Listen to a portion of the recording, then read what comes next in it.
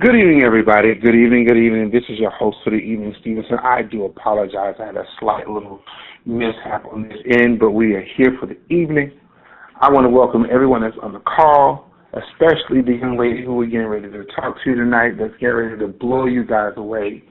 Again, my name is Stevenson. I'm your host for tonight for UBAWA Radio. And as we all know, again, callers, I'm so grateful to be here on this Sunday. The UBAWA Radio, it stands for the Urban Books, Authors, and Writers of America, where we're dedicated to the promotion of literacy and the advancement of authors, writers from unrepresented groups. I want to thank you guys today. We have a wonderful young lady on this phone with a book with a little touch of specialness on the cover. It is called Trouble Never Looked So Good. Please, ladies and gentlemen, welcome to UBAWA Radio, Miss Tiffany Lawson. Miss Tiffany, are you on the line? Yes, I am. All right, thank you so much. Thank you for your patience. I do apologize, but I want to get this show on the road. And again, thank you for taking out your precious time to come online. Oh, you're welcome. So I just want to tell the callers just a little bit about you, and we can move forward into this book here because I'm really interested to see where it says trouble never looks so good, ladies and gentlemen. So Miss Lawson was born in Columbus, Ohio. She's been married for over 20 years and have 2 adult children. You don't even look at it. Oh, my God. Black just don't crack. Okay, my goodness. It says as a child, Tiffany enjoyed writing short stories, but not until as an adult she had a dream about being at a book signing when she realized she was the author signing the books in her dreams. Tiffany wasn't sure what she was going to write about, but that too came in a dream. Tiffany wants to use her writing to inspire love and romance back into relationships. Tiffany would like to use her writing to highlight African Americans in a more positive light than what's being displayed on reality shows. Now, as you witness this part of her journey in her life, she is turning her dreams into reality. So, welcome, Miss Lawson. It is a pleasure to have you on this call. It really is. Well, thank you. I'm so honored to be on here. I mean, my goodness. I mean, to get the dreams of around what age did you get these dreams that you were deemed to be a writer? You know what? Not until recently, within the last 2 years.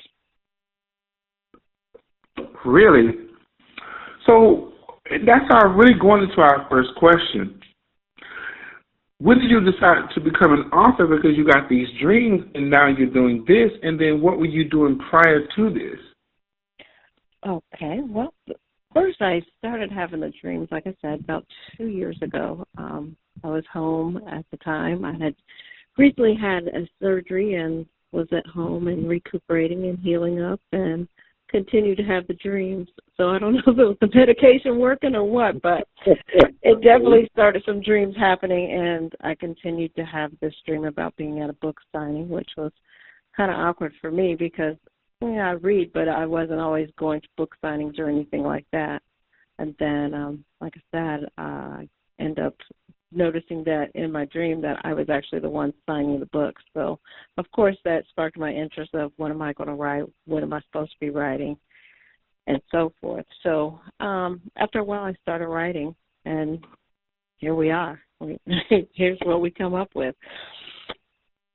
So, and then what have I been doing? Before then, I actually still work a full-time job where I've been employed at this company for over 19 years, and I own my own Mary Kay business as well, and write. Okay, so, I mean, here you are just living your life, and something happens. Seems like a tragedy, but it actually was a blessing. And in the midst of all this, you're like, okay, I'm dreaming, writing what, who, me? I don't know anything about that. And now you just went right into it. So when all this was coming along, were you just thinking, like, this is strange, this is crazy, there's something wrong here, I don't know this? Well, the thing is, when I was younger, I used to enjoy writing little short stories, and that was it. I never thought anything of becoming an author or anything like that.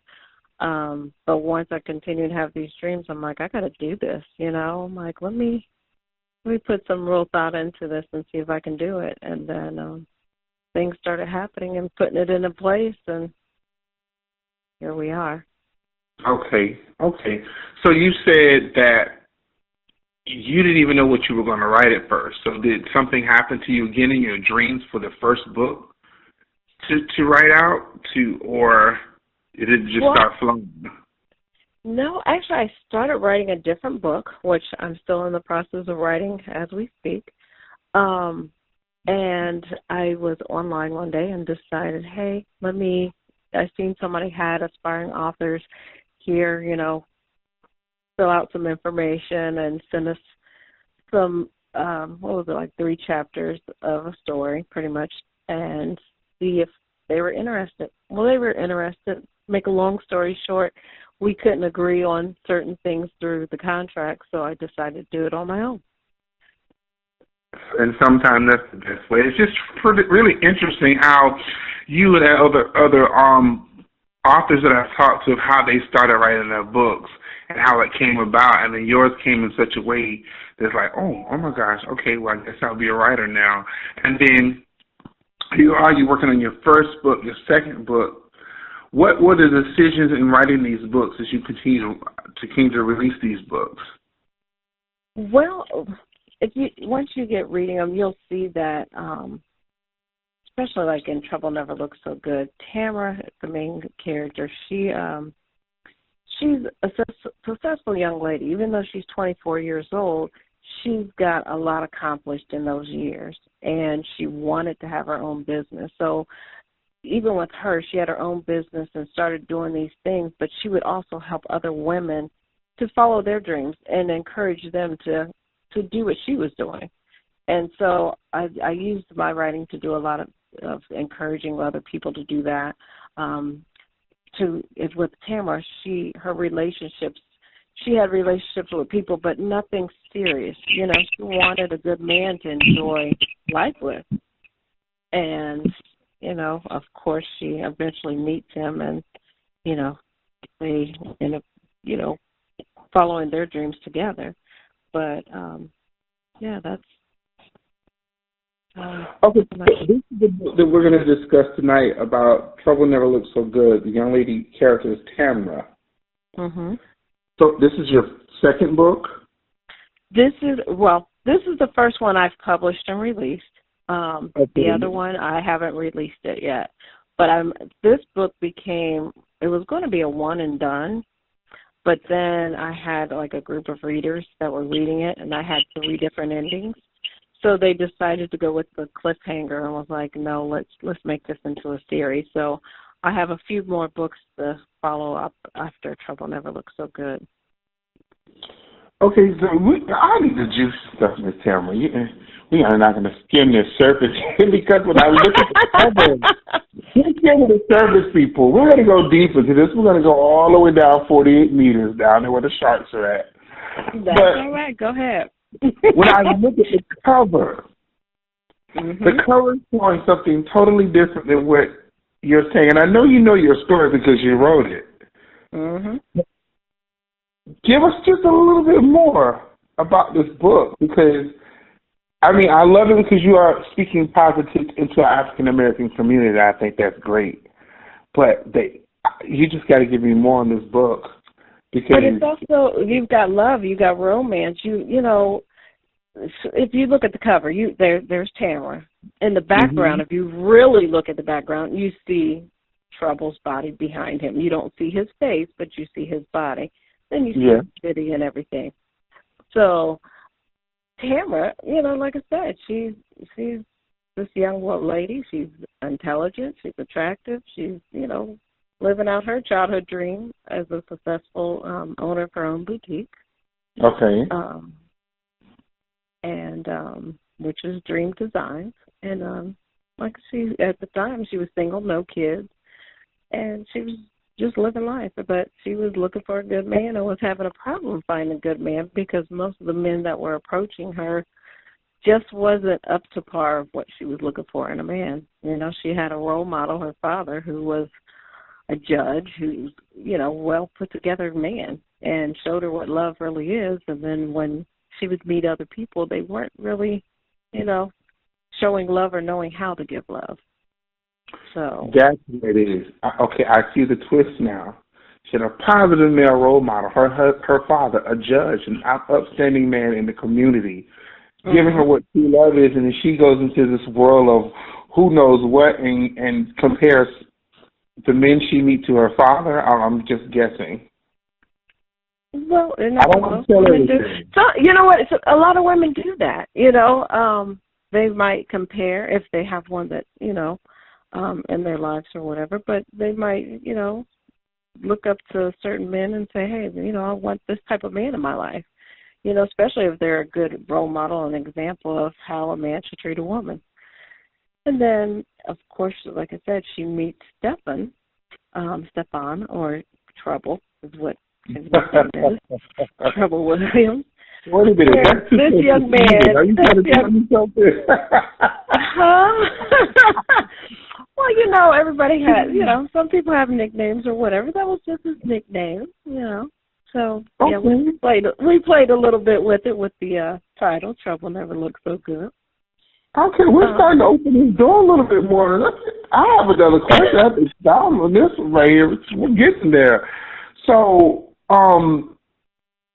with this young lady here, I mean, when you look at the cover again, which we'll get to later as to who created it, it's showing like this half-naked African-American man, this beautiful African-American woman, and she's, from what you're telling me, she's basing it off of her way her father raised her versus this beautiful flesh that's in front of her that means her no good, but it has all the looks that goes along with it, but not the skills or not what her father raised her.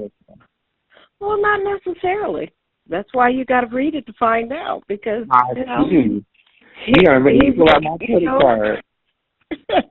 he may become the man that she's been wanting for, because she's definitely prayed and was specific in how she was praying of what type of man she wanted. So okay.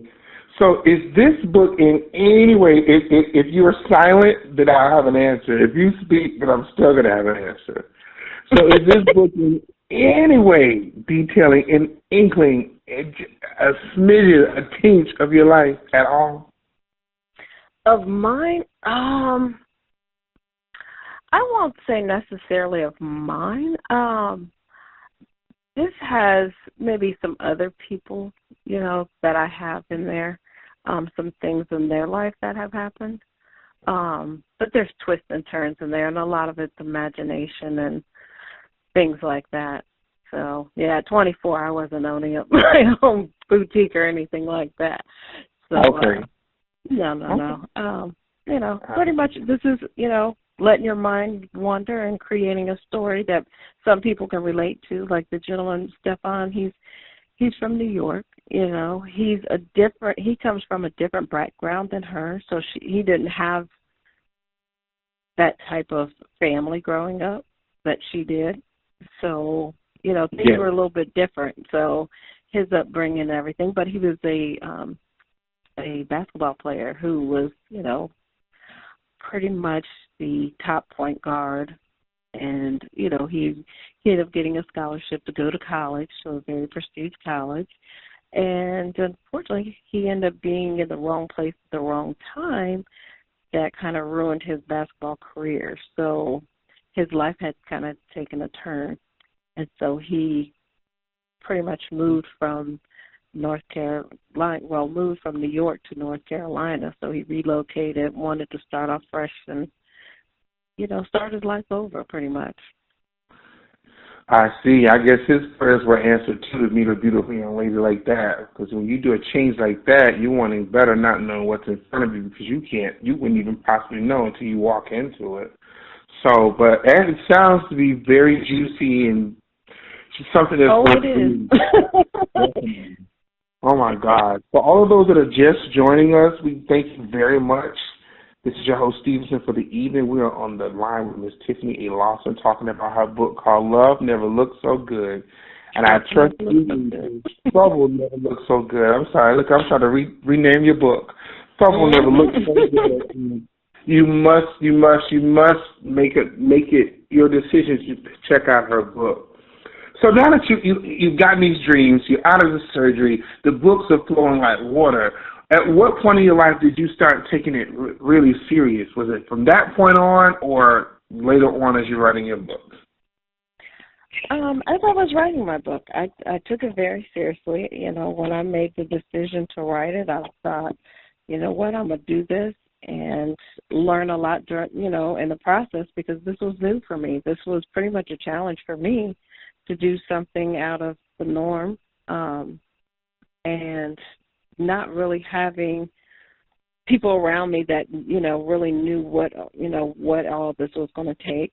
So I had to find out on my own, do my own research, and, come across some bumps in the road, but eventually everything worked out, and it got published, and we're selling books and doing radio shows and everything else, and trying to get it out there so people can read it and, give their feedback as well.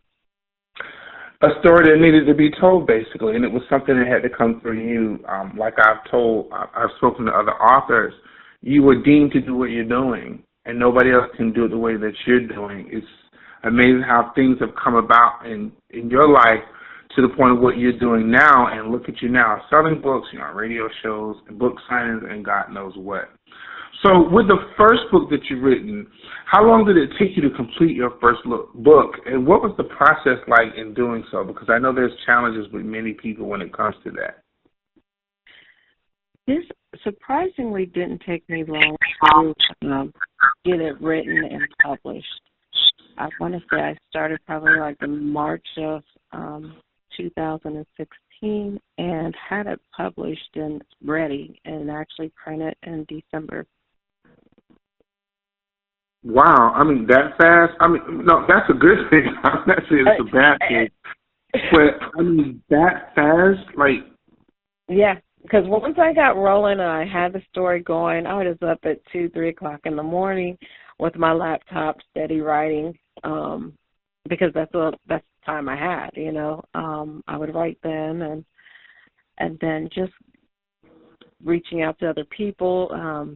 I was able to connect with a gentleman to get my cover done, because the original cover I had, there were some issues and wasn't able to use the original cover. Like I said, I was originally going to be with another publishing company and decided not to go with them. So, and their name and everything was originally on there. So it was like, okay, we need to start from scratch and find somebody else to do a cover, which I was blessed to come across this gentleman named Craig Smith, who actually created the cover of Trouble Never Looked So Good.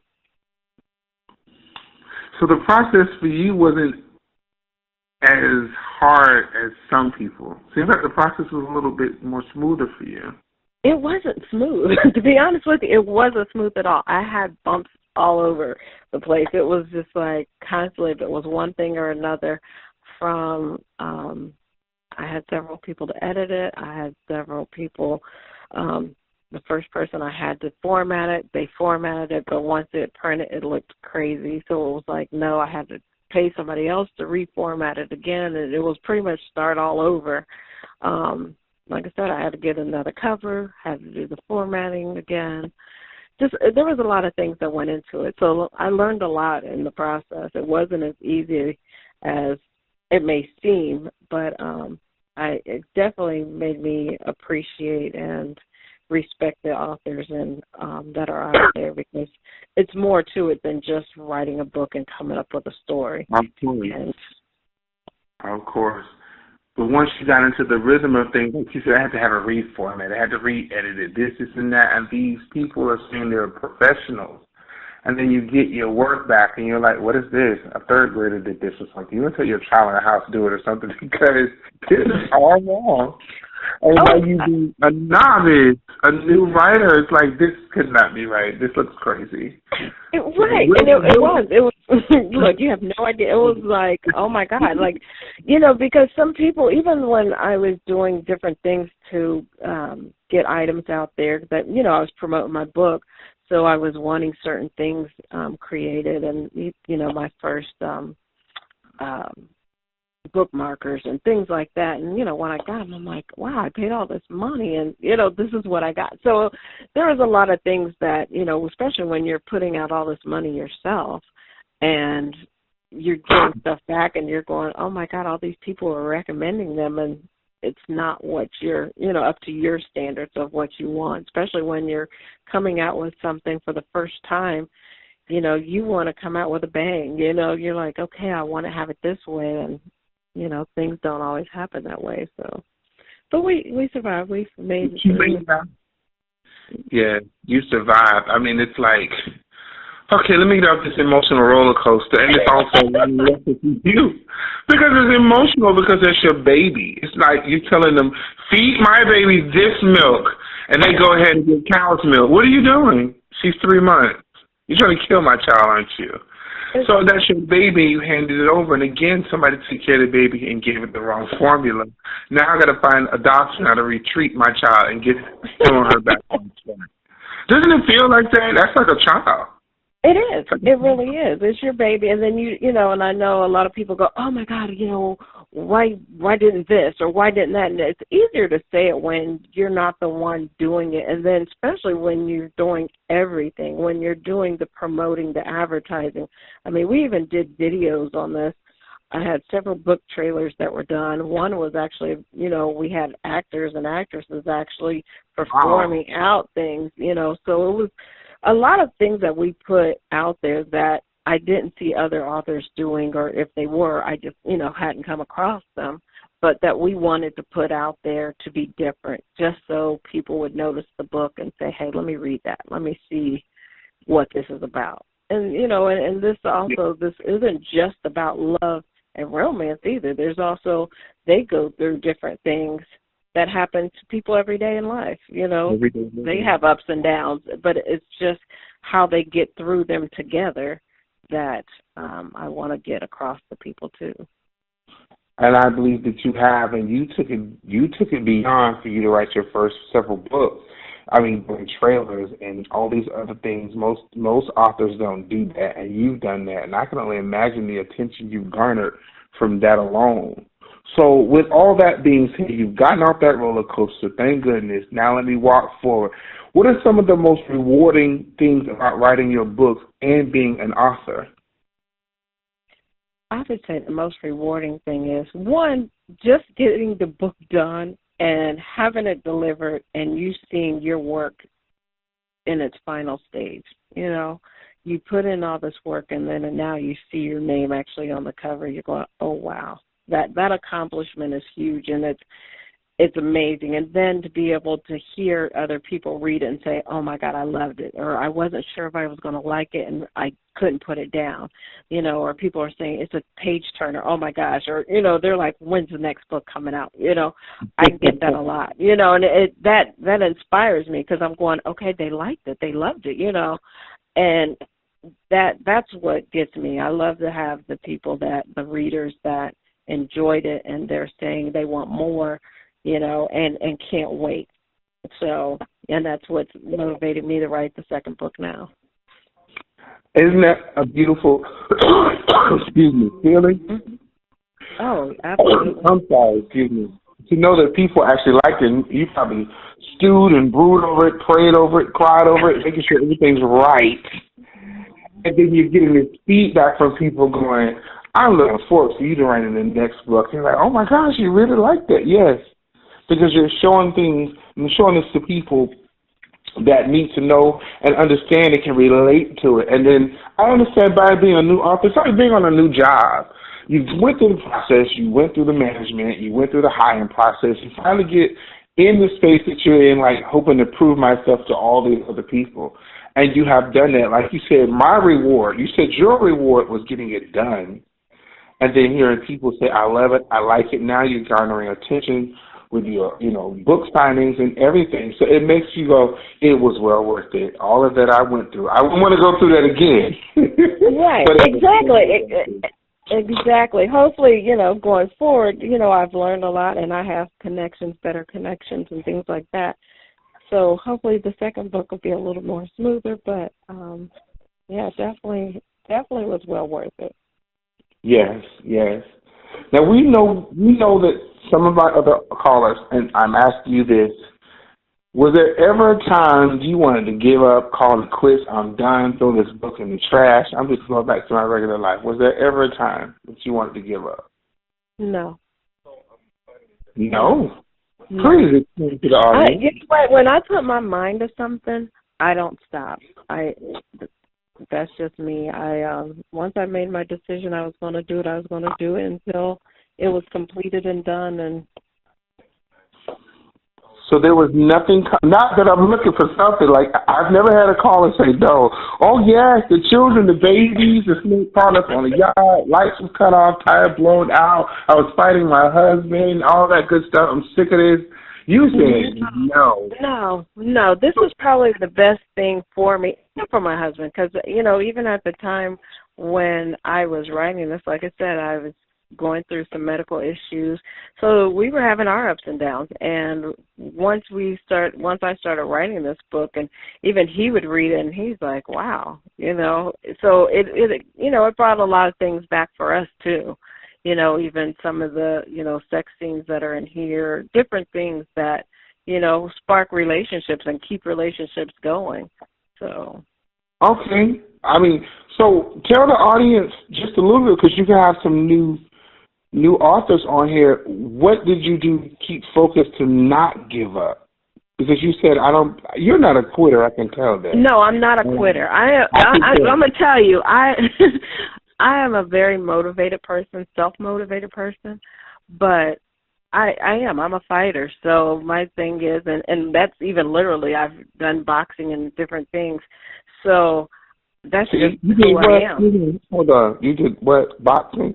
Oh yeah, I used to do boxing and stuff. In the ring, boxing, fighting men and women in there, busting them in the nose, knocking teeth out, boxing. Good. Hey, that is a good stress reliever, believe it or not. But that is the best workout I ever done in my life, was actually boxing. Wow. And I had a great trainer who is a professional boxer, Michael Clark. I would go work out and have a good time doing it, and it was. You had a solution. Here, audience, she had a solution in not giving up. She did something to relieve the stress and know that if I can do this, then I can finish this book. Nothing can defeat you, pretty much. You're a strong woman. I can tell already. Oh, definitely. Like I'm going to tell you, even when I was having my medical issue, I had a tumor. I had a 15-pound tumor. So, and by the grace of God, it wasn't cancerous. So once I conquered all that, then, nothing's going to stop. Nothing can stop you now. If that couldn't knock you down, nothing can knock you down. I have a purpose greater than what I was doing, even after something. And sometimes, God forbid, it takes situations like that where people say, I have a life worth living. It's something bigger than me and something bigger that I must accomplish.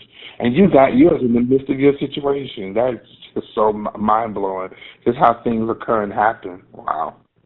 Mm-hmm. So now that you have these amazing books, you put in so much time and energy, money, putting videos together and all that, it's out there. But how do you handle the business side of things?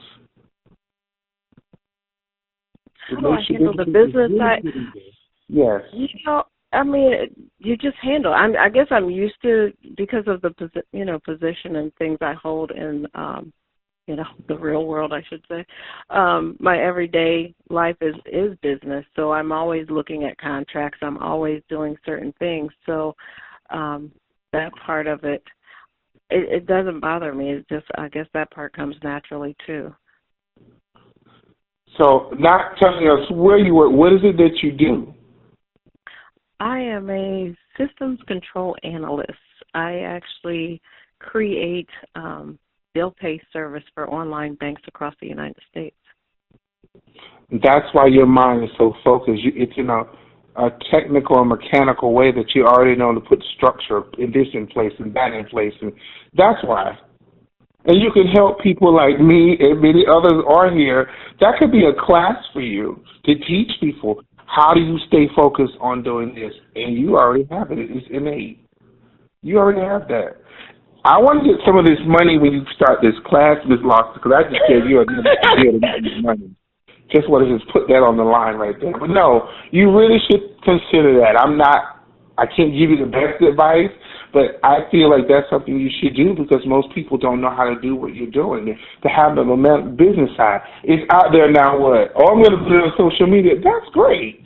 But what about everything else in order for you to be able to really see you standing on major platforms? So think about that. I know your husband's probably listening right now. So you know what, honey?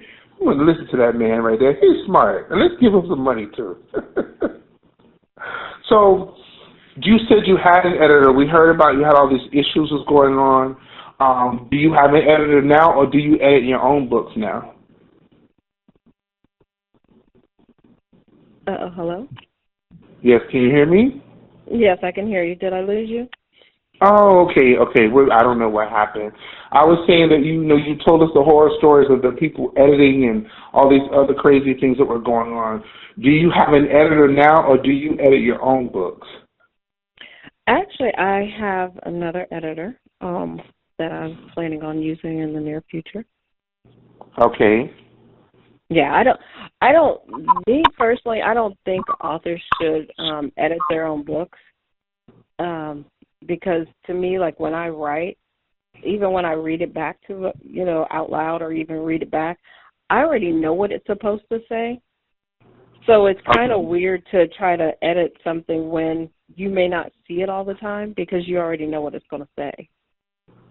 So I don't know if that's just how my brain works, but it's like it'll correct. I automatically correct it in my head versus in the thing. So no, I'd rather have other people to edit. I'd rather pay the money to have them to edit it and do what they're supposed to do. Okay, so you can have new listeners, new authors on the line. I'm going to pretend I'm one of them. Well, Ms. Lawson, I don't have the money. Why are you telling me I need to edit it? I know how to edit it because I wrote it. What would you tell them?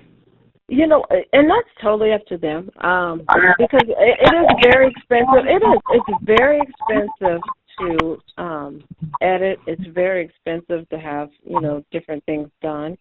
And if you don't have the money, then I would say use some friends that are either, or even kind of recruit some people that are college students that are in, English classes that, are into that. You have a lot of people that are out there that will probably help you and not cost as much to be able to do it. Luckily, even with this, I had some people that were willing to go over and edit it and do different things. But even with that, I didn't want to depend on one person to do it. I wanted others. And to me, I still found stuff. So yeah. Okay. Oh, wow. So, but yeah, and like I said, it's, when people read books, they go, they can spot them out, because they've never read the book. So some people will look for issues or whatever within the book, and some people just want to read the book, and they're like, yeah, I see them, but who cares? I want to read the story because the story's so interesting. So it just depends. But to me, as an author, do what you have to at the beginning. If you're able to do that, then fine, that's great. But me personally, no, I'd rather have other eyes look at it, other people to go in there and make those corrections. I don't consider myself a grammar guru or anything like that. No, my whole focus is the story, how to keep the story going, adding in characters and creating those characters. That's where my mind works. Yes. Okay. Great advice. Definitely great advice. So now we're back to this cover. Who actually does the cover art for your books? Well, for this one, the gentleman's name is Craig Smith. He created it. He definitely did an awesome job. He's fairly new in the business as well. But he, like I said, I had another cover. But I had the same young lady on the cover. And when I wanted him to change the cover, I wanted it totally different than what the original cover was, but I still wanted this young lady. So he had to pretty much search for her picture and create this for me. It was pretty much something I visualized, but he added a little twist to it himself, so it worked out. Okay, because she's really, really beautiful. It's like She looks so rare. Is that a real human? Did he draw that by hand?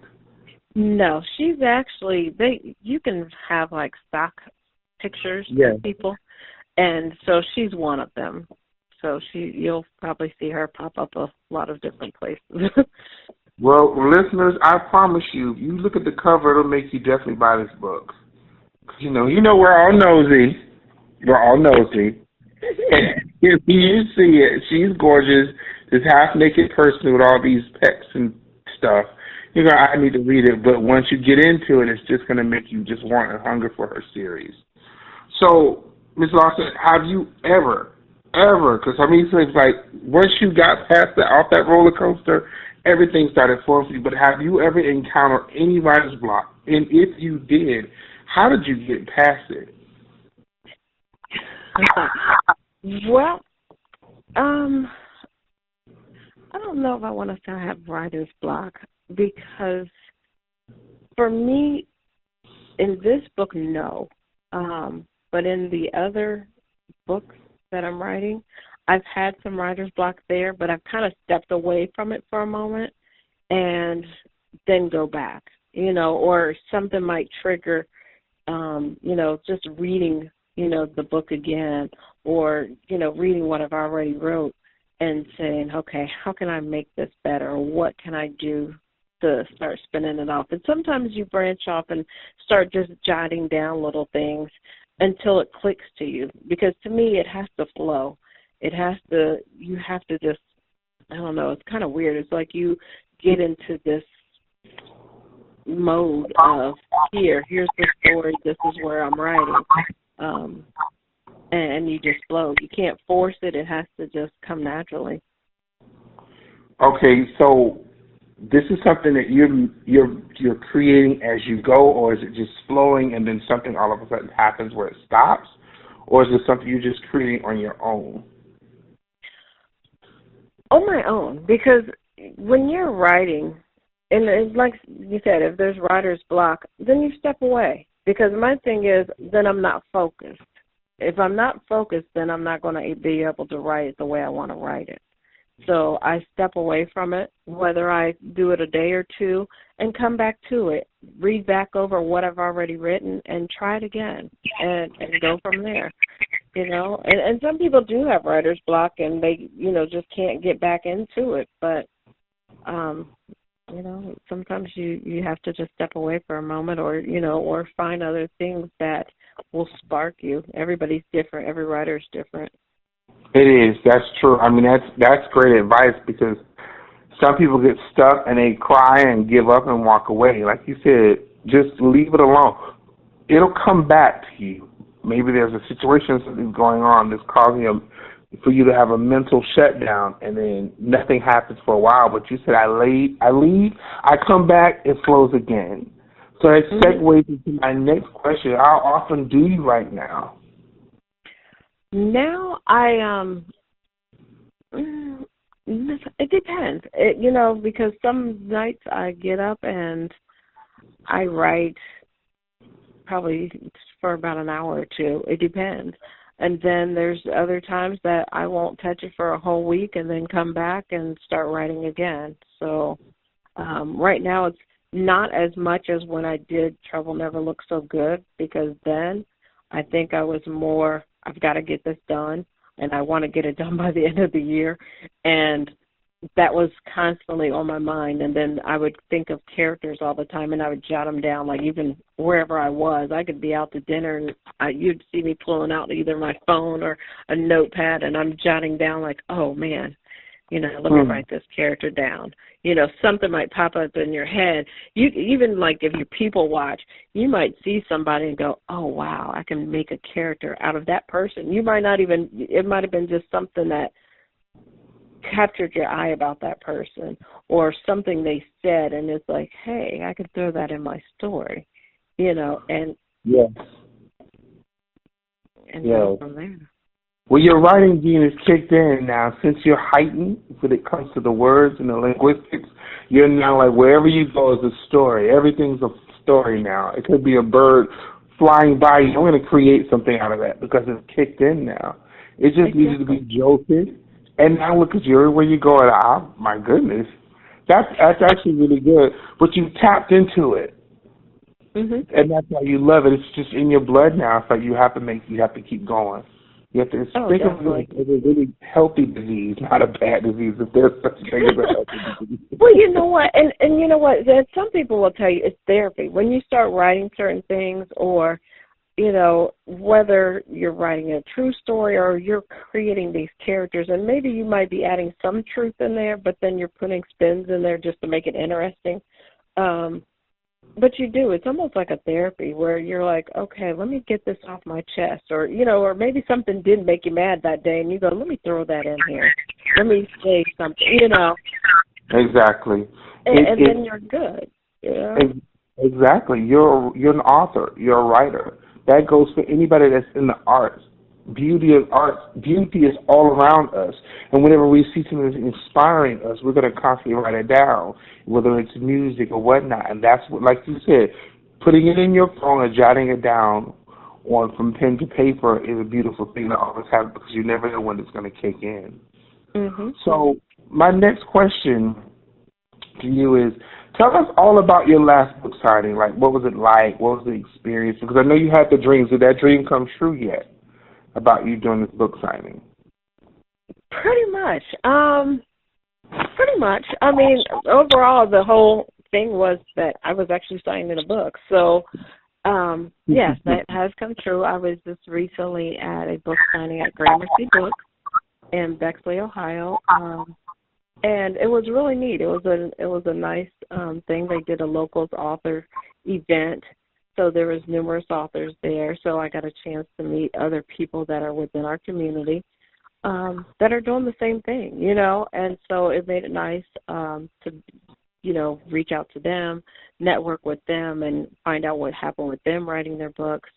And just sitting out there and meeting the readers being able to come up to you, ask you questions, and even people that are interested in writing themselves and, you know, reaching out to you and saying, hey, you know, well, would you help me, you know, get there, you know, and I would, love to help other people do this. Right. Because to me, you know, if I'm able to help somebody else, that's wonderful, you know, because, you know, some people are afraid to do something different. They're afraid to step out that box, and they just need somebody to help them. And I don't mind doing that. I'm been, you know, blessed to be able to have people to say, hey, you know, this is what I want to do. Where should I start? You know, what do I do? So Exactly. So majority of people came to support you in different ways, buy your books, and to get advice from you. So once you had people coming up to you saying, can you help me? Can you help me? Have you started anything as far as a workshop, or plan on creating workshops to help people really to write and get out there? Right now I've been just doing one-on-one type deals, but I am thinking about doing some type of workshop. Once I get, you know, really my feet wet and helping other people and, you know, really seeing what their needs are.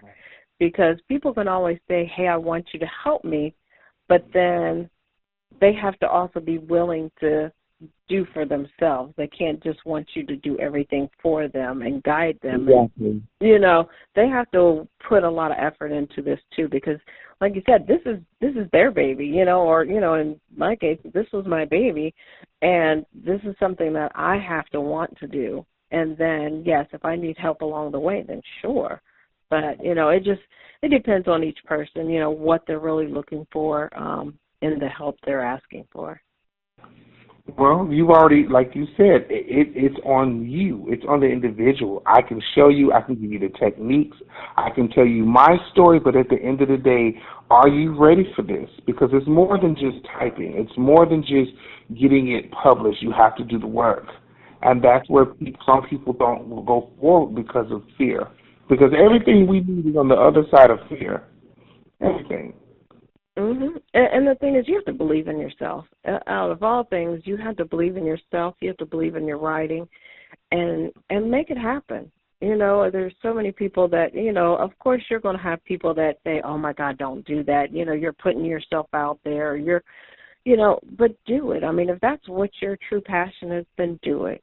don't just, there's always those naysayers, and let them say whatever, it doesn't matter. Just believe in yourself and do what you want to do. Exactly. Like Medea says, folk gonna talk, let them talk. It don't matter. Exactly. Exactly. So I love it because you're strong. Like I said, you box. You're not a quitter. So they need someone like you. So I hope and just believe and pray that your book signings will continue to keep growing and making you turn into a leader where you can start your own book workshops and your own book signings, because people need that type of push. They definitely do. Exactly. And eventually I want to have my own publishing company. So. Oh, now speak it out there. You know what? I believe that. You speak it into existence. Power in words. I have a big mouth and I'm always speaking something good. So we have to let the words do the work. Definitely. Exactly. And I just hope that the people that read this, they actually start thinking about it when they're in relationships, though. Because a lot of men, unfortunately, don't, in my experience, or just some of the people that I know or I've witnessed, they don't know how to treat a woman, and to me, Stefan, even though he comes from a certain background, he had a mentor that taught him a lot, and he has put that forth into his relationship with Tamara. So hopefully some men will wake up and think, even though certain things may not be right in your life, you can do right by somebody else. And the love that you guys have for each other will build you both up. So let me ask you a question. It's a little bit off the grid, and I'll get back to my question. Mm-hmm. How will your book with the cover attract men to want to read it to understand it's beyond what they're seeing? Because you're saying, I want to help men too. And Lord knows we need it. Because some of us have been raised in households with good mothers. But sometimes the mothers don't teach them how to be a man, which is really a man's job. I'm not taking it away from you, from the women. But how is it that are women buying it more and showing their husbands, their boyfriends, saying, honey, you need to, let's read this together. It's going to help us to have a healthy relationship. Well, you know what? I have had people say that, they've shared it with their husband or vice versa. I had a gentleman, I always go to his food truck, and he was like, at the time he wasn't married, and he was had just proposed to his fiancée. He was like, I'm getting this book for her. He was like, I want to get this book. I keep hearing about, his sisters and them had bought the book, and he was like, I want to buy this book for her. But he read it, was reading part of it himself, and he's like, wow, well, lo and behold, they're actually getting ready to have a baby. Wow. And so I'm like, we're laughing because we're like, okay, was that contributing to it? Because I went to a book club where his sister was at, and she was pregnant, and then that's when she let me know his wife, fiance was pregnant, and another lady was there, and I was like, oh my God, you guys did all this after reading the book? Look at your book. Your book is making babies. Oh my God. You're the Luther Vandross of books. How about that? Hey, and I do. I mean, in the book, I know I do go into a lot of detail of a lot of sex scenes. So there's some things that people are like, okay, wait a minute, like okay, it's been kind of interesting to hear the stories. Right, but your book is bringing people back on how to be intimate with each other, not sexual. So exactly. That's a beautiful thing. So yeah. Okay, my goodness, I'm over here saying to myself, just thinking about this book like that. Wait till you read it. I'm the type of person, I get to the nitty gritty. I'm one of those people. I need something that reaches out and grabs me from the beginning. I hate when there's books that are like waiting till the third or fourth chapter to tell me some good stuff. I'm like, no. So that was one thing in this book. I'm like, no. I want to capture the readers right from the beginning and keep them going. And so hopefully. You have to. You have to. And if you don't, I've heard some people say, well, I was reading the first 3 pages. I don't know. I can't remember how many pages. They were, it didn't interest me. It bored me. and I didn't pick it up anymore. And then some people say, "Oh my gosh, I had to keep my eyes open with toothpicks because I want to finish this book." Yes. Oh yeah. There's been some people that started reading, and they're like, "Oh my God," and they're like sending me messages through Facebook, like, "Oh my God, I've been up all night reading your book, and I just went, get ready to go to bed. Like, oh my God, when's the next one?" I'm like, "What?" And I'm looking. It's like 2-3 o'clock in the morning. They're sending messages, so it's pretty fun to hear and see the different things that they're like, "Oh my God, I couldn't put it down." Like, okay, what's next? What's going to happen with them? And So you're in there. You've already secured your audience, so it's a beautiful thing. So, but moving forward, because we'll talk about that all night. So besides social media, what other methods are you using to get the word out about your books? Because everybody's saying social media, social media, social media. But what are you doing to get your books out besides that? Besides social media, word of mouth. When you have people interested in your book, just like I laughed because my mother, she read the book and she's just, and at first I'm going, oh man, I don't know if I want my mom to read this, but then I had to let her read it before I even put it out there to the world, because I'm like, I need her to approve that I wrote this, And she's a big romance reader. So when she started, reading it, she was like, no, I like it. And so I had little things in there, and it's funny because I even added her in there in the book. So it kind of gave her a laugh because I had her as the nosy neighbor with her dog Sassy. So she, got a kick out of that when she was reading it. But, just you have to pretty much, like with her, she's like telling all her friends, because most people that are 75 years old or older, they're not all on social media, but they like to read, and so they're out there. And like I said, if you're going to the book signings, you've got your posters up, you've got different things that are out there. And you're talking to people. Even when I have T-shirts that have "Trouble Never Looks So Good" on it, and that has sparked up so many conversations just at the grocery store or at wherever I'm at, and people get talking about it, and they're like, "Oh man, Trouble Never Looks So Good, nice shirt," or they'll make a comment, and I'm like, "Oh, it's my book," and that sparks up the conversation. Wow, apparently. So I'm just loving the fact that you finding your methods and ways that works for you to get your books out there until it hits that Oprah Winfrey platform one day. Exactly. I'm like, I need Oprah Winfrey and I need Tyler Perry to take a look at this, because this is definitely something that we need to have on screen. Yeah, well, I need to talk to Oprah about it. You can call her after I hang up with you about this book club. She needs to reopen it again and do something. There's so many things that get yourself out there. You really need to be shown. So, as a woman of color, what inspires Ms. Lawson the most? What is it? Let's see here. Just life itself. Because it can be taken away in the blink of an eye. So I believe in living life to the fullest every day, spending time with your family, loving each other, and just being good to people, I don't know. I have a grandmother. She just turned 104 years old, so I'm blessed to have her still in my life. Wow. And when you listen to someone that's old and wise like that and tell you, pretty much love everybody and treat people right, you can't go wrong with that.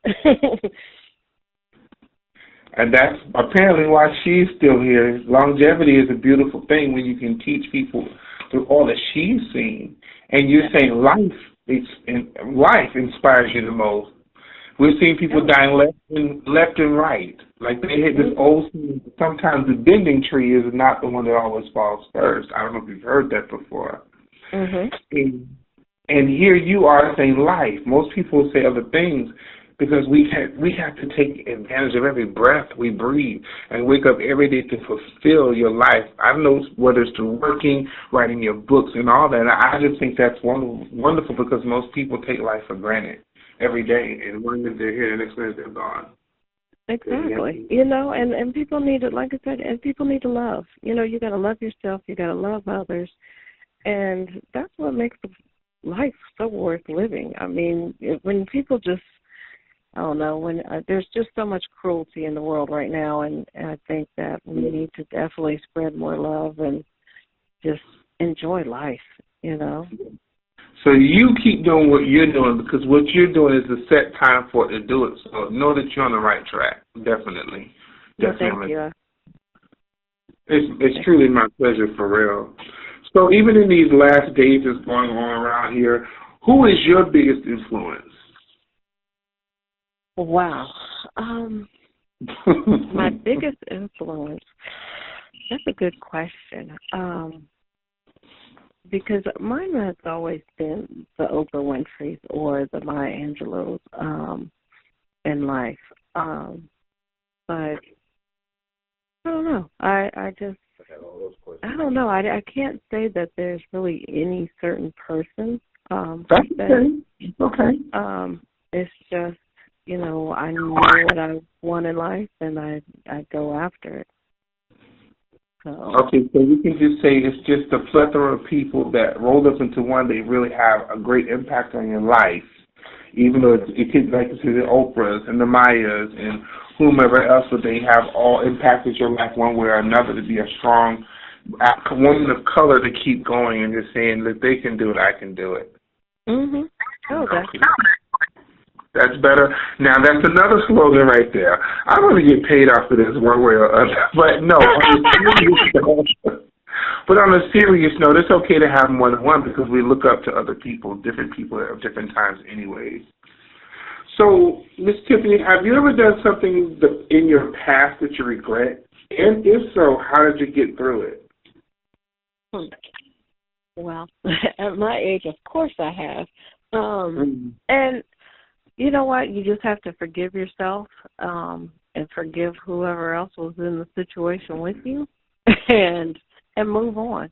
You can't harbor over, coulda, shoulda, woulda, or anything like that. I believe in, if certain things are meant to be, they'll be. And if they're not, you just keep it moving. I mean, life's too short to be miserable over, oh, my God, I did this and this was bad, or, whatever. We all make mistakes. We learn from them. We grow from them. And you keep going. And hopefully you can teach somebody else, what you've learned, and hopefully they don't learn the hard way in the process, And unfortunately, some people do have to learn the hard way, and you can only, you can only tell them, and hopefully they'll listen. And if they don't, you did what you can. Exactly, and I believe those things are learning lessons, and you're supposed to learn from them to say, I'm not going to do that again, or you learn from it, and it helps you to grow. So it's one or the other, because we all make mistakes, we all fall short. So we know we've always faced, some people have not always have faced these, but in the tough times in life, when life throws those things at you, how did you get through tough times? Prayer. Okay. Prayer, and then just like I said, believing in myself that, hey, I've got through everything else that's happened to me this far, I'm going to get through whatever else is going to happen. Exactly. Okay, now, short, simple, sweet, to the point, because you know what works for you. Mm-hmm. So since we're almost wrapping up 2017, almost in 2018, what is one goal you want to accomplish for yourself in this year, if you haven't done it already, and next year? Well, this year I pretty much accomplished everything I wanted to do. Business-wise, there's some things that I would like to. We're getting feedback. There's some business things that I would like to definitely. Sell more books. You definitely want to, have a year where you're selling more books, or even in my other business, make sure that, the sales are up and things like that. But, overall, yeah, I'm good, For next year, I definitely want to release my next books. Hopefully I can release 2 of them next year. Okay. That's my goal. That's my goal, so... Well, the way the way you're beating up people in the rings, you're gonna accomplish that, because I think you look at that as life. I'm gonna win at this fight, this thing called life. So I'm gonna box my way through and make sure I get accomplished what I need to get accomplished.